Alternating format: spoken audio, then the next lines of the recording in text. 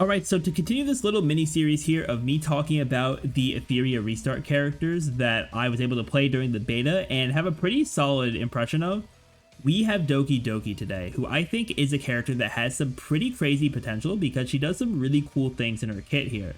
So today, I want to get my full thoughts on her, talking about her kit first, then giving my overall analysis of the character based on my experience that I had during the final beta test. So DokiDoki, or I'm just going to say Doki for short, is a constant element character, and she is a very interesting support. So starting with her skill 1, she's going to deal a single target hit, and she's going to gain 1 stack of backup. And backup is one of 2 sort of stackable things that she has that both can work very well. So backup can stack up to 6 times, and if a character that has backup has a debuff on them when they start their turn, they'll be able to consume 1 stack of backup, and they'll be able to cleanse 3 debuffs with that stack, which is really nice as well, not just for getting the debuffs off the character, but also anytime backup is consumed, you'll apply an equal amount of stacks of data stream to the consumed backup. So data stream, which is her other type of stack, is a permanent 2.5% damage buff and 2.5 speed buff per stack. And this can stack up to 12 times, meaning you can get 30% additional damage and 30 speed on the character as well, which can be really nice. For the damage, obviously, you're going to be able to do more damage with your DPS.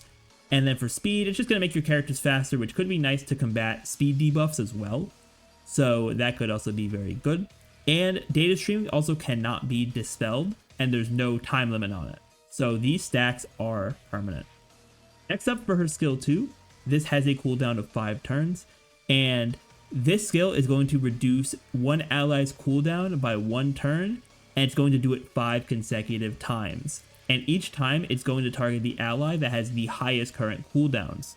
So this is really good because by using this skill 2, you're going to be able to bring a lot of your allies a lot closer to using their more powerful abilities, because skill 2 and skill 3 are typically the ones that have these high cooldowns. And being able to bring them down pretty consecutively, you're going to just remove multiple turns from your typical rotation time, and that's going to allow you to do your strongest attacks and get your strongest supports out a lot faster as well. And even for debuffs, anything like that, you'll be able to do your typical rotation a lot faster with that, which is very good to be able to get the most out of your team and have a nice burst of damage in PvP. Also, anytime an ally's cooldown is reduced with this, they'll also gain a stack of data stream, which is once again really good because that is just permanent buffs there as well. Then the last part of her kit is her skill 3, or her ultimate. It has a cooldown of 4 turns, and it kind of works very similarly to the skill, but instead of ally cooldown being reduced, each proc of the skill 3 will increase one ally's turn meter by 12%, and this can actually activate 8 times at max level, which is really good because for one, it's going to target the ally with the lowest turn meter. So because of that, you're going to basically bring your entire team fully up with this, which is super nice, especially if, pairing it with the skill 2 as well to get the cooldown reduction. You're going to be able to go through rotations very quickly with Doki. And whenever you use the skill 3, you're going to apply 1 stack of data stream to the ally whenever their turn meter is increased, very similar to skill 2, but also Doki will apply 5 stacks of backup to herself.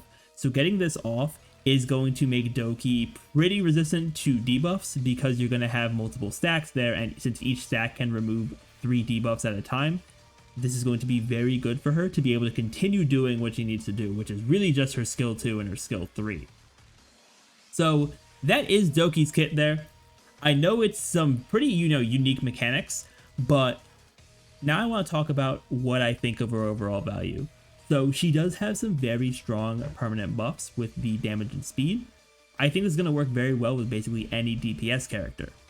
And the cooldown reduction and turn meter mechanics are also very good because I think that depending on how you build your Doki, this could lead to you doing some very solid rotations and having some very specific setups, which I think will work very well with her. Now, I can't say how this will work in terms of getting like speed debuff, which there are a good amount of characters that have speed debuffs, but if you are someone who wants to build your Doki very specifically, and you are, I don't want to say a bit more of a tryhard, but if you're someone who in turn-based games has these very specific types of builds, I think Doki is going to be a very good character for you, because I think there is potential for that based on how the rest of your team is speed tuned. So doing the math and seeing where like the best speed values would be could be something for Doki's kind of like build, but I feel like it's probably not needed. In my experience with the character, at the very least, I didn't really need to do that, just because even with her being pretty fast, she was still able to bring up my entire team, and we had some nice bursts of damage with that as well, which is also very good. So in the end, I think Doki is a character that has a lot of potential, just because I feel like with the kind of speed tuning and different types of builds that I'm sure people will come up with for her for different situations, I think that paired with the permanent buffs can lead to her working well on a lot of teams. So I am really curious to see how people are going to play Doki. Hopefully I can pull for her and see what I want to do with her as well, because I think she can work pretty much universally for the most part, unless you want like a very slow team, in which case the speed buffs wouldn't be that great, but we'll see what happens and how the game progresses as time goes on. But that's really all I have to say for Doki there. Pretty, simple kit in terms of like the length, but she has some very unique mechanics for sure that I think people who are really looking to dive deep into Etheria and learn a lot about mechanics, I think Doki is going to be a very interesting character. But I'd love to hear what you all think in the comments down below. But I want to thank you all so much for watching. If you enjoyed and want to see more Etheria restart content from me, both leading up to the launch and afterwards, definitely be sure to hit that subscribe button. But with that, everyone, I will see you all next time.